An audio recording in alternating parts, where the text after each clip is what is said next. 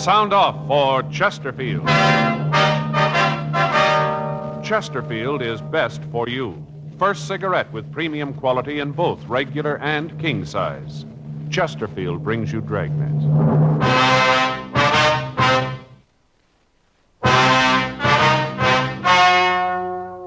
Ladies and gentlemen, the story you're about to hear is true.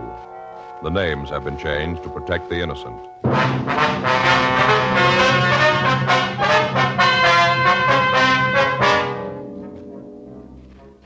You're a detective sergeant. You're assigned to robbery detail. You get a call from the San Diego Police Department that 3 hold-up men are thought to be heading for your city. You know they're armed. You know they're dangerous. Your job, get them. Years ahead of them all. Chesterfield is years ahead of them all. The quality contrast between Chesterfield and other leading brands is a revealing story. Recent chemical analyses give an index of good quality for the country's 6 leading cigarette brands. The index of good quality table, which is a ratio of high sugar to low nicotine, shows Chesterfield quality highest. Chesterfield quality highest. 15% higher than its nearest competitor. Chesterfield quality highest. 31% higher than the average of the 5 other leading brands. Yes, Chesterfield is first with premium quality in both regular and king size. Don't you want to try a cigarette with a record like this? Chesterfield.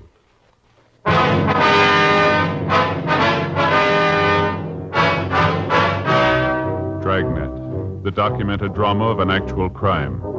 For the next 30 minutes, in cooperation with the Los Angeles Police Department, you will travel step by step on the side of the law through an actual case transcribed from official police files. From beginning to end, from crime to punishment, Dragnet is the story of your police force in action. It was Monday, October 5th. It was warm in Los Angeles. We were working the night watch out of robbery detail. My partner's Frank Smith. The boss is Captain Didion. My name's Friday. I was on my way into the office, and it was 4:58 p.m. when I got to room 27A. Robbery. Hi, Murph. Seen Frank? Yeah, he was here a couple of minutes ago. I think he went down the hall, said he'd be right back. Thanks. How the kids? Well, we're in the cycle again. What do you mean? The cold cycle. Oh, yeah. Oldest boy brings one home with him, gives it to his sister. Then it goes to the baby, then to the wife, and then to me. By the time I got it, the oldest boy's ready to catch it again from me. Doesn't seem to be any end to it. Yeah, I see what you mean. Reading the other day where if you take care of a cold, take a lot of pills, stay in bed, you can shake it in a week. All right. Don't do anything special for it, and it'll take 7 days to get rid of it. Joe? Got an APB here from San Diego. Boys down there really drew themselves a gem. Yeah, can I take a look? Yeah, here it is. Yeah. I can hear him moan all the way from here. What is it? Well, I had a jewel robbery at a hotel on the coast. 3 men took $135,000 in jewels and at least $15,000 in cash. 150,000, huh? Any leads on them? No, APB gives a description, list of the stolen jewelry. That's about all. When did it happen? It says 1:30 this morning. Yeah, it's going to keep him busy for a while. That Mort's screaming like an eagle, Joe. Why? Well, I talked to him last week. Said he was going down to Mexico to do some fishing. Been saving days off for the last 3 months. Won't get to go now. Yeah, I get it. Robbery, Friday. Yeah, go ahead. San Diego. Huh? Yeah, hi, Mort. Yeah, we got the APB. How's it going? Yeah. Uh-huh. When do you figure they left? Yeah. Okay, Mort, yeah. All right, we'll keep an eye open. Right. Bye. What's he got? Well, Davis, Walk, and Hewen are coming up. They're driving? Yeah, they figure the hold-up men are heading this way. The early editions of the afternoon papers came out, and they carried the complete story. 3 men had entered the Carlton Surf Hotel at 1:30 a.m. All 3 were armed, and they forced the manager to open the safe. Inside the vault were the jewels and the other valuables that had been deposited with the management for safekeeping by the guests. After looting the safe, the 3 men had robbed 5 of the guests who had entered the lobby during the time that they'd been going through the safe. After taking all the money and valuables they could find, the 3 men forced the manager and the guests into a back storeroom of the hotel, and they locked them in. None of the victims could tell the San Diego officers what kind of a car had been used, but all of them were able to give good descriptions of the 3 men. The San Diego Police Department had been called, and the men from the Detective Bureau had begun an immediate investigation. From the phone conversation I'd had with Lieutenant Mort Gear, They had evidence to believe that the three men were heading up for Los Angeles. While the three detectives from the San Diego department came to L.A., Lieutenant Gear, Sergeant Tony McGuire would continue the investigation down in their city. 11:12 p.m. Sergeants Carl Davis, Jerry Walk, and Pappy Hewen arrived at the city hall. They filled us in on what had happened. The way the thing looked, it figured that someone who had either worked for the hotel or was working for it had engineered it. How'd that check out? The identification we got? Yeah. Virgil Russell worked for the hotel a year ago as a busboy in the dining room. All the victims gave a positive identification on it. How about the other two, Carl? Nothing on him yet. What made you figure they might be coming up here? Well, Russell's got a record, checked his package, and found that he has a sister in San Diego. Checked her, and she gave us a lead. Yeah. Said her brother and two men came by the house early this morning. Her brother's been staying with her the past few weeks. Anyway, he came by this morning, packed his clothes, said he had to come up to L.A. on business. Well, she have an address up here for him, Carl? Not good. Said he told her he'd get in touch with her. He was staying with a friend in a place out on Olympic Boulevard. Anything on that address? Yeah, our package gave an address out there. Russell had listed a friend of his when he was arrested. We figured he might be out there. Got a good description of the car. One thing is going to help. Yeah. Sister told us that she asked her brother about the other two men. Wanted to know if they didn't want to come to the house. Mm-hmm. Russell said no, they were waiting for him, and the three of them were in a hurry. She couldn't give us a description of the other two. Well, what time this happened? About 5:30 this morning. Well, they came right up here. They'd get in about 8 then, wouldn't they? Yeah, You're pretty sure that these are the right ones now? looks like that. Identification of the mugs. Russell's sister told us when he was packing, a brooch fell out of his grip. She picked it up for him. You have a description of it? Yeah, matches one that was taken from the hotel in the theft. Large diamond with 4 rubies in the setting. Looked real good for the job. Did you get a broadcast out on the car? Yeah, Russell's sister told us it's a 53 Nash, red and black Continental hookup. She said Russell just got back from a trip through Arizona, Nevada, New Mexico. Said that he had the rear window covered with those stickers. You know, the ones they get from gas stations. Yeah, I know what you mean. Window's supposed to be covered with them. Shouldn't be hard to spot. Well, maybe he figures that, too. Might have him taken off, huh? Possible. It's a lead, though. Something else to look out for. Any chance he might have gotten across the border into Mexico? Yeah, it's possible, but it isn't likely. As soon as we got word on the car, we got out a supplemental APB on it and got in touch with the authorities down the border. They said they hadn't seen a car that matched the description across the border. Well, if they'd gotten to the border, the officers down there'd know about it anyway. Yeah, I talked to Al Gayton from our office. He said they'd be on the lookout for him. Our pawn shop detail got right on it, Carl. They got the description of the jewelry out all over town. We haven't had any reports on it yet, though. They aren't going to try to sell it piece by piece. Too many of those pieces are easy to recognize. Yeah. They'll probably try to peddle through a fence and have it broken up. Well, we'll get the word out to our informants. Ask them to watch out for it. Yeah. Heist that big can't be kept quiet for long. Bound to be rumbles on it someplace. I'd like to check out the place on Olympic. It looks like it's the best lead we got. Okay.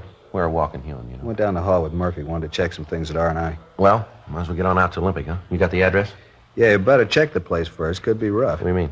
Well, all 3 of them are armed. Russell served time twice before at the joint. Yeah. I don't think he's going to want to go back.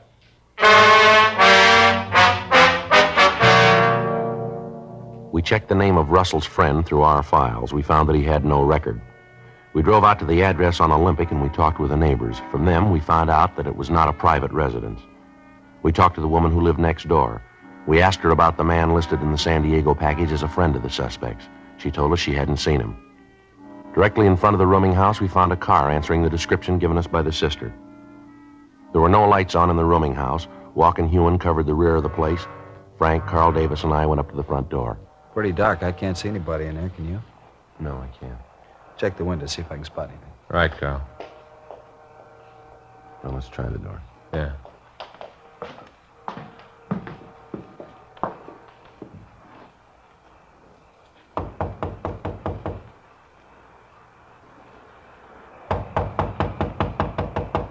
Who is it? Come on, open up.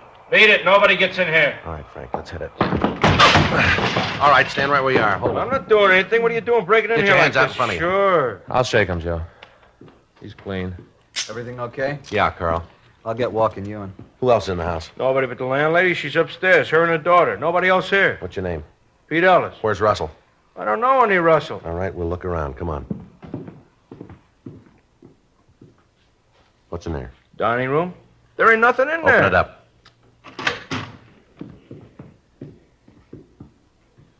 See? Nobody here. No. All right, we'll check the other rooms.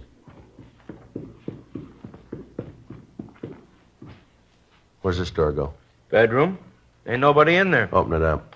Joe, nobody in the kitchen. Check the back porch. Walk and Davis are upstairs. All right, we'll try this one here. Come on, you open it up. It's locked. It can't get in. There's a key in the door over here. Let's see if it fits. Virgil! Virgil! Get out! Virgil, it's the cops! Get out! All right, get out of the way, you. Come on, let's hit it. Get out. On the bed, Joe. I see. All right, come on, you out of that bed. Hey, Joe? Yeah. There's a bottle of sleeping pills on the table here. Yeah, there's an empty bottle of whiskey. I guess he's dead drunk. Upstairs is clean, Joe. Russell, huh? Yeah, he's drunk. I guess we're pretty lucky. Under his pillow there? Yeah. 3 guns.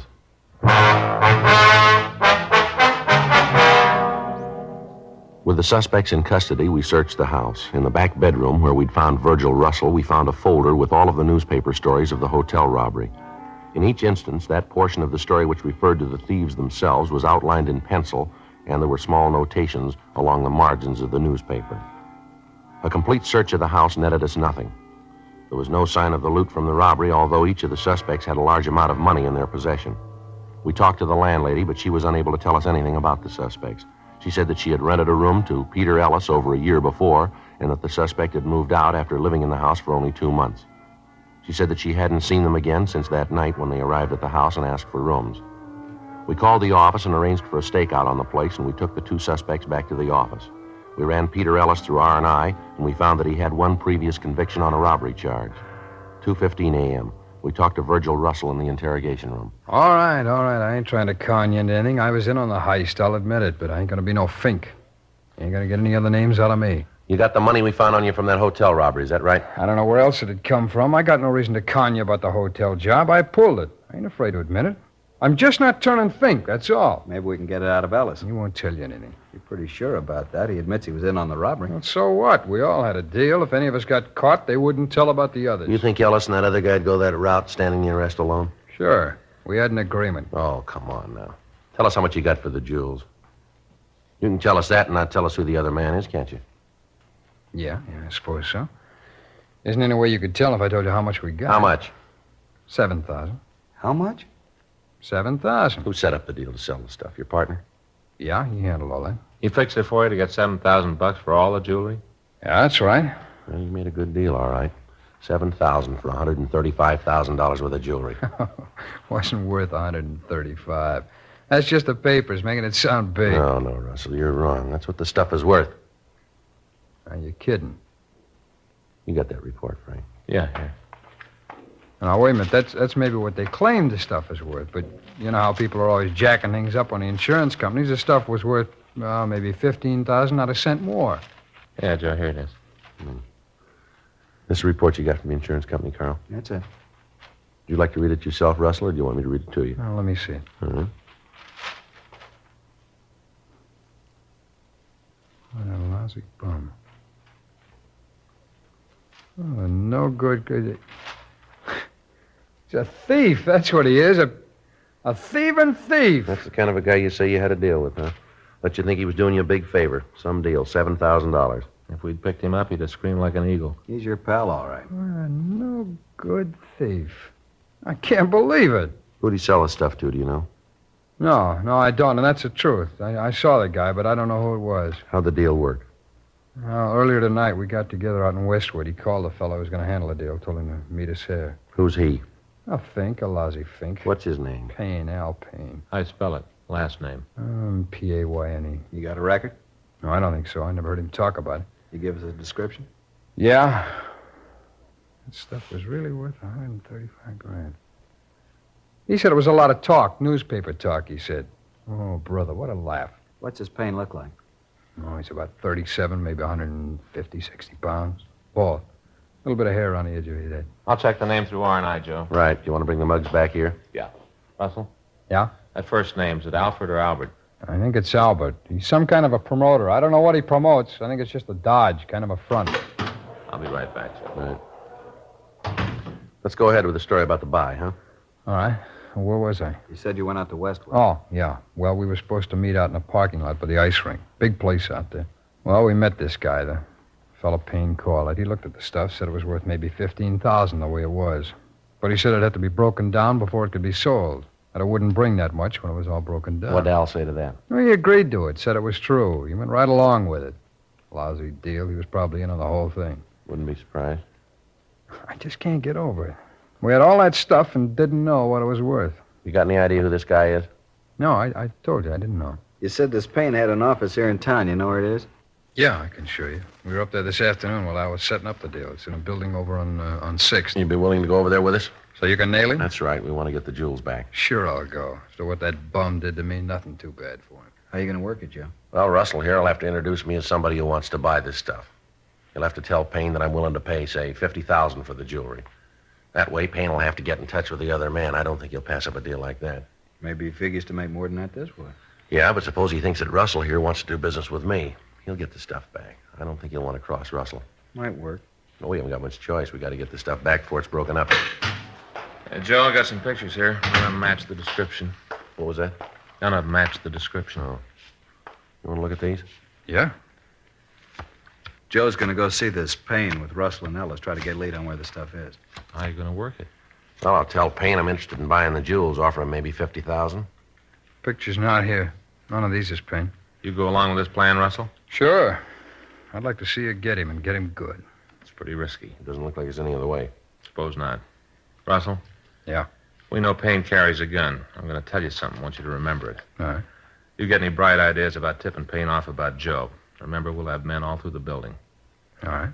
We're not going to start any shooting. Yeah. But we'll finish it.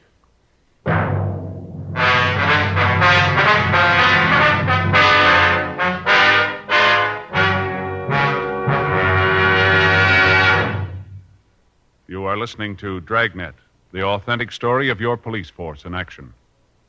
Chesterfield is best for you. Just listen to the record.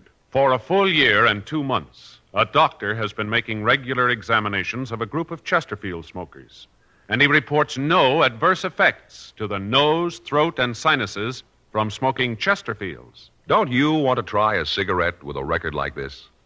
Chesterfield. First with premium quality in both regular and king size. Chesterfield. First choice with Young America. And that's from a survey of 274 colleges and universities. Try Chesterfields today. Remember, Chesterfield is America's best cigarette buy.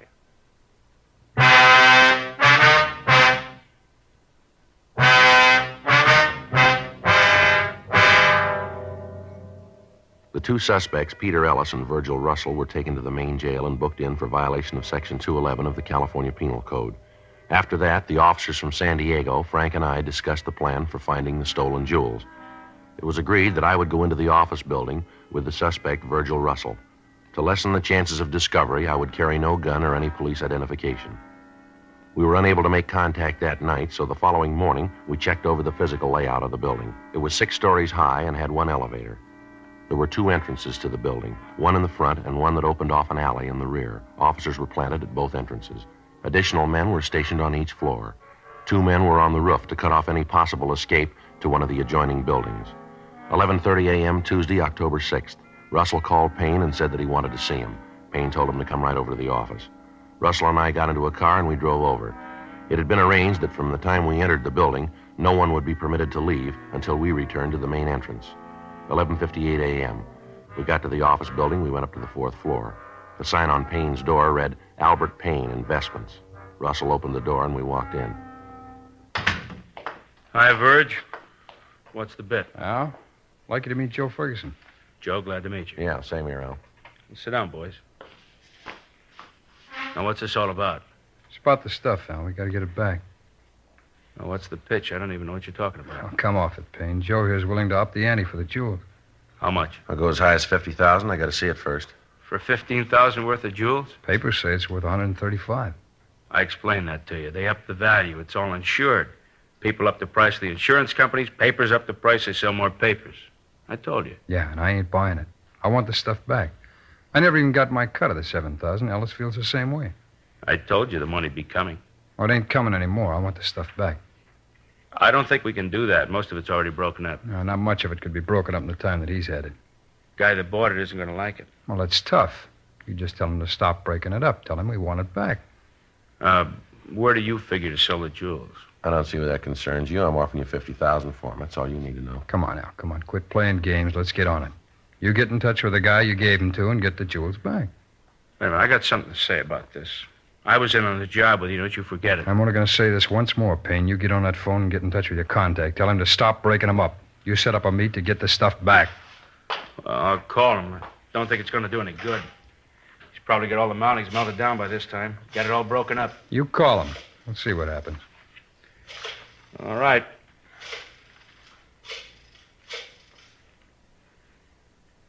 Now, let me talk to Fred. Fred, this is Al. Yeah. Listen, something's come up. We can't go through with the deal. What? Yeah, I know. I told him. Doesn't make any difference. They want it all back. Yeah, I told him that, too. Doesn't make any difference. You want the jewels back that have been broken down, too? I told you, Al, I want all of it back. Yeah. Yeah, Fred, he says all of it. Okay. And when can you make it? Yeah. All right. Yeah, we'll see you then, right. Okay, bye. They'll have the stuff for you tomorrow night. Why does he have to wait that long? How do I know? He just said he couldn't get it any sooner. You should have let me talk to him. I'd have told him. Yeah, sure. How much of it's been broken up? Well, hardly any. Just got started. Fred says almost all whole. Who is this Fred? That's none of your business. I asked you a question, Al. You got your answer. Doesn't make any difference who he is. You and your friends loused up the deal. Be happy. You fixed it fine. Well, I'll come out better. Yeah, you better be right. Now, remember, I got a piece of this. I won't forget. What time tomorrow are we going to meet Fred? Well, he said he'd call. Let me know where and when. Well, it can't be any later than tomorrow. I got to be leaving then. You're going to have the money with you when you pick up the stuff, I'll aren't you? have it. All of it. I don't want any of this down payment. I told you I'd have it. All right, you call me tomorrow about 10, Verge. I'll let you know the details then. Okay. I hope you're right about this, Verge. What do you mean? Well, this deal, I don't like it. I hope nothing happens to louse it up. Yeah, so do I.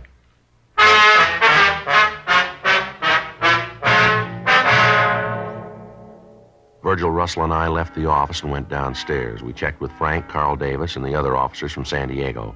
Al Payne was taken into custody and booked in at the main jail on suspicion of violation of Section 211 PC. Then we returned to the office. You find out who has the stuff? Yeah, a fellow named Fred. You know who he is? No, not yet, but we will. How'd you figure that? Payne didn't tell you. Well, I saw the number he dialed when he called Fred. It was a Hollywood prefix. That narrows down the area. I can try the number and see who answers.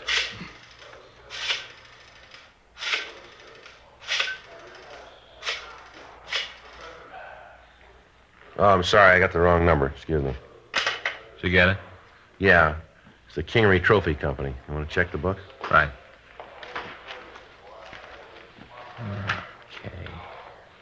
K-I, King, Kincaid. Here it is, Joe.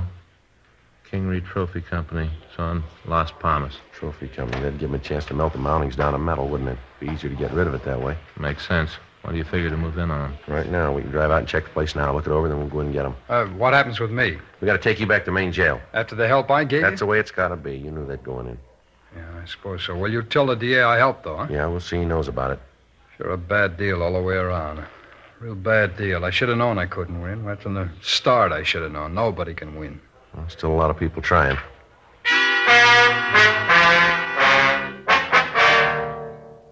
We returned Virgil Russell to his cell, and then we drove out to the Kingery Trophy Company. It was a two-story building on Las Palmas Avenue in Hollywood. They made trophies and fraternity pins. A large sign on the front of the building advertised that they could duplicate anything in metal. We checked with the neighborhood merchants and found that there was a permanent staff of 4 employees. The company was owned by a Roger Kingery, and none of the neighborhood people could tell us anything about an employee by the name of Fred. 5 p.m. The employees of the plant left the building. 1 man remained. From the description we'd gotten from Russell, we figured that he was the person Payne had called Fred. 6:03 p.m. The lights in the rear of the factory went on, and through the windows we could see the suspect working over a small furnace. On a table off to one side, we could see a quantity of jewelry. Frank, Carl, and I went to the side door of the plant while the other officers covered the remaining doors. All right, you ready? Yeah, let's go. Carl? Yeah. I'll hit the door and grab him before he's got the chance to throw the jewelry into the furnace. Right. Grab him, Carl. He's making a break for it. I got it. Hey, what are you guys doing breaking in here like this? Look at that, Joe. Jewelry matches the description of the stolen stuff. Yeah, looks like it. All right, mister, stand still. I'll shake him. He's clean. I don't know what you guys are doing. I don't know what this is all about. All right, save it. What's this jewelry doing here? That isn't mine. I didn't ask you whose it was. I asked you what it was doing here. Fellas say give me $2,500 if I break it down for him. What's the fellow's name? Guy named Payne said he'd pay me to melt it down for him. You know the stuff was stolen? No, I didn't. He just made the deal to melt it down. Didn't he call you this afternoon and tell you to stop breaking it up? Yeah, and then he called back and told me not to pay attention to what he said. Go ahead with the job. I did like he said. Who else is in this with you? What do you mean? Who else here at the factory? Nobody. I'm the only one. I only did it because I needed the money. I didn't know where the jewels came from. I didn't care. It didn't make no difference to me. As long as I got mine, I was happy. I didn't know what it was all about. Looks like most of it's here, Joe. How many pieces did you break down? Took a couple of the pins apart. Didn't have the time to melt any of the mounting down. It's all there. All that Payne gave me. What's your name? Fred Michelson. All right, let's go. I didn't know they were stolen. I didn't know anything about it. I just did a job. That's all. Just a job. Yeah. I didn't even get paid for it. Don't worry about it. You will.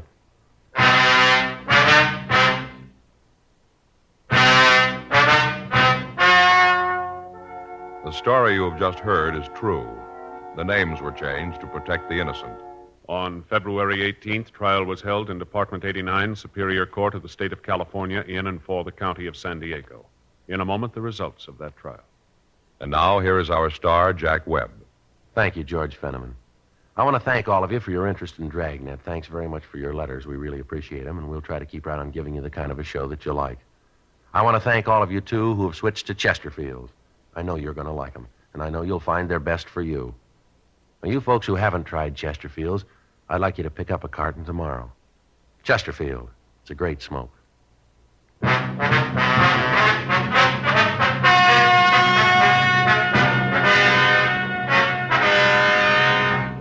Virgil Nathan Russell, Peter Howard Ellis, and Albert Franklin Payne were tried and convicted of robbery in the first degree. They received sentence as prescribed by law. Fred George Michelson was tried and found guilty of receiving stolen property. He received sentence as prescribed by law. Receiving stolen property is punishable by imprisonment in the state penitentiary for a period of not more than 10 years. Ladies and gentlemen, Lieutenant Jack Allen, Los Angeles Police Department. Thank you. On behalf of the Detroit Police Officers Association, I'd like to present this award to Dragnet. I wonder if you'd read it, Mr. Fenneman. Yes, sir. Whereas the radio and television show Dragnet and its writers, producers, and actors most accurately portray the American police officers and their work. And whereas the result of this portrayal has been to give the people of this country a new insight into their police departments, bringing with it understanding, sympathy, and an aroused public opinion. And whereas Dragnet brings credit to the men and women of the police forces throughout America, therefore we, the Detroit Police Officers Association, representing the patrolmen, detectives, and policewomen of Detroit, hereby cite and commend the show Dragnet and its star, Jack Webb, who plays the part of Detective Sergeant Friday, as the finest and most accurate police program both on television and radio. Signed this date, March 31st, 1953, in behalf of the association by Thomas Duffy, President, Bruce Finney, Vice President, Francis Klein, Secretary-Treasurer. All of us on Dragnet want to thank the Detroit Police Officers Association, and our thanks to you, Lieutenant Allen.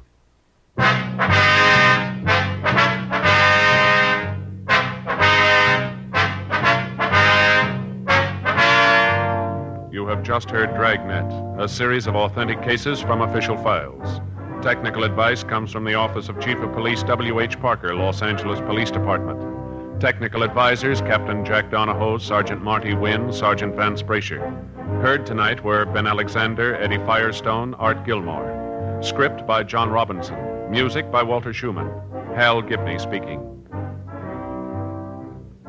For a million laughs, tune in Chesterfield's Martin and Lewis show Tuesday on this same NBC station. And sound off for Chesterfield's. Either regular or king size, you'll find premium quality Chesterfields much milder. Chesterfield is best for you. Chesterfield has brought you Dragnet, transcribed from Los Angeles.